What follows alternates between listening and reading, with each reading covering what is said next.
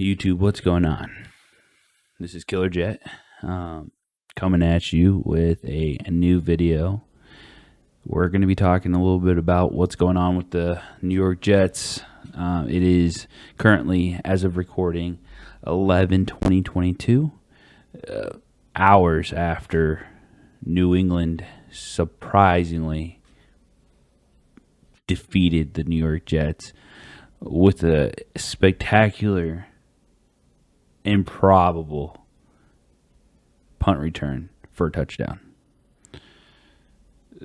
There's a lot that needs to be said in this video as far as what the Jets need to do at quarterback. Here in the future, I will go into what actually happened. People are talking about Elijah not putting any effort in on the kick return. We're not going to get into that. If I'm Elijah, I really see where he's coming from. I see where Garrett's coming from. It's frustrating, and it all starts with Zach Wilson. And I think partially is because of his accountability that he's not taking. Today, we saw the performance of a lifetime by our defense. And what was on the opposite side of the ball for the Jets? A quarterback who threw 12 yards for 12 yards in the second half of the game that was winnable. We can go and we can talk about how it's Mike LaFleur is not able to get anything going and he's calling bad plays. And I was in that camp for a while. I want to be on the record saying I have pushed for Zach, and I still push for him as he is our quarterback for the remaining 6 or 7 games that are left. But today was unacceptable, horrible, a horrific. It's scarier than being in a horror movie and you knowing you're about to die from the killer. He has been terrible. And it's not because he doesn't have the ability. He has all the ability in the world. But he hasn't developed. He's not practicing his mistakes. He's not realizing, hey, I suck at the easy stuff. I can't throw the screens. I can't throw the out routes that I used to throw in BYU, the in routes that I threw at BYU. He can't air it out like he used to in BYU. And I don't know if it's a lack of confidence. I do know that his mechanics, and something that I've noticed since he was at BYU, is the guy has terrible footwork. He doesn't move his feet well. Hardly any, actually. He doesn't step into the throws. It's more of like a quarter step. He relies on his arm too much, and that's where ball placement and accuracy has been lacking. He overthrows his receivers. He underthrows his receivers. The reason why is because his release point of the ball is in different directions because his rhythm with his feet isn't connected to his arm. And when you're not in rhythm with both of those, you're going to overthrow. You're going to underthrow. His feet, his eyes, and his arm all need to be matched up and in sync, and they're never consistently like that. You'll get 10, 11 plays where they are, but then you get the 5 or 6 crucial plays that we need it, that they aren't. It's at a ridiculous pace of how inconsistent he is, because we all want him to be the guy like Patrick Mahomes, like Josh Allen, who goes out there and throws the ball for 300 yards, 200 yards, at least, and then a couple touchdowns, But he hasn't shown that because his inaccuracy, his ability to throw the ball has been horrendous. I like Zach, but I want to tell you that he wasn't my first pick. My quarterbacks going in that draft class were Trevor Lawrence, Justin Fields, and then I had Trey Lance.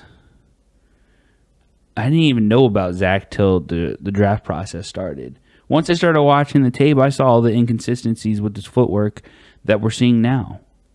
I didn't see the inconsistencies with the throws. I don't know where that all came from, but I think that it came from once he got to the NFL, windows closed, he felt the pressure, and the timing was off in his head from the jump, and he wasn't able to make the plays. So I think I'm going to sum up what the rest of the season needs to look like for Zach to be our starting quarterback, and then I'm going to move into options for us if these don't happen. To sum it all up, Zach needs to, one, be more consistent, needs to hit the easy throws the rest of the season. And for him to save his job after this game, he really has to turn into that Josh Allen, that Patrick Mahomes. He needs to be throwing for at least 250 yards, a couple touchdowns, and letting us, play great defense and have an offense that's great, that's going to score points behind them. There could not be another Patriot game where he's not producing, the offense isn't moving. I don't even blame the run game in this game because we knew they had a tough run game. It came down to if Zach was going to be able to make the plays, and he wasn't able to make the plays. And yes, Denzel had a one deep throw. It was kind of deep over the middle that he should have caught.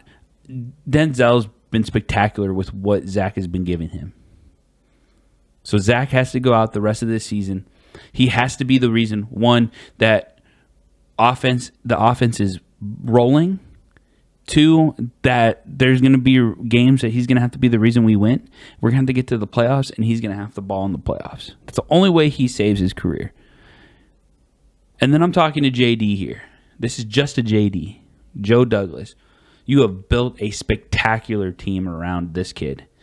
You may have gotten it wrong, but you have a spectacular team. Why can't you do what Arizona was able to do and move on from their quarterback? You're not doing it as fast as them. You gave him 2 years. Josh Rosen didn't even get a full 16-game season. He only got 10 games, and they moved on from him. So why can't we? And everybody's talking about, let's go get Derek Carr. Let's go get Jimmy Garoppolo. No, we don't need those guys. Those guys are, one, on the other side of their career, where they'll be good, but their prime is now. And that's all they're ever going to be. Two, why would we get a guy that we can have for 3 or 4 years that's going to be an above-average quarterback when we can go get a guy like Aaron Rodgers, who is an above-average quarterback? His team has had no weapons all season. His offensive line has not been great. The only thing that's a spark for that Packers team is their running backs. Why not go and talk to your best friend and your offense coordinator's brother and talk to him about maybe getting Aaron Rodgers and sending Zach over there and letting Zach and Love battle it out for the starting quarterback of the Green Bay Packers? There's your option right there. I mean, that sounds like a good option to me. Because if you really believe that this team is a quarterback away, and this isn't Brett Favre. Brett Favre was a lot older, not as talented at the age we got him at as Aaron Rodgers is. So why not make that trade if you believe this team is ready for a Super Bowl right now? I mean, I think this team is good enough to get to the playoffs, but I don't know if we need to go all in on Aaron Rodgers to get a Super Bowl. I'm going to throw a wild card at you. As of right now, we just got fresh within like an hour. We got news that Hendon Hooker tore his ACL, which I'm sorry, Hendon, that is terrible. I feel bad for you. You were having a great season, and you were on your way to at least being a Heisman finalist. I feel bad that your season had to be cut short, but I know you're going to be back. Everybody that tears their ACL comes back, and a lot of them ball, and I'm hoping that you can ball too. But I believe that this opens up an opportunity for you, JD, and the New York Jets and this Jets fan base to go get a guy who's an elite passer. This guy's an elite passer in the SEC. We're talking about all these things about how Zach was at a small school. He never played real competition. That's why he's not as good as we thought he was. And we just thought he was good because he was playing against that terrible competition. Well, then no excuses. We're not going to have a chance at Bryce Young and C.J. Stroud, and possibly not even a chance at Will Levis. But the guy who could be better than all of them, or at least as good as all of them, is Hendon Hooker. The guy's an elite passer, like I said. He's got good accuracy.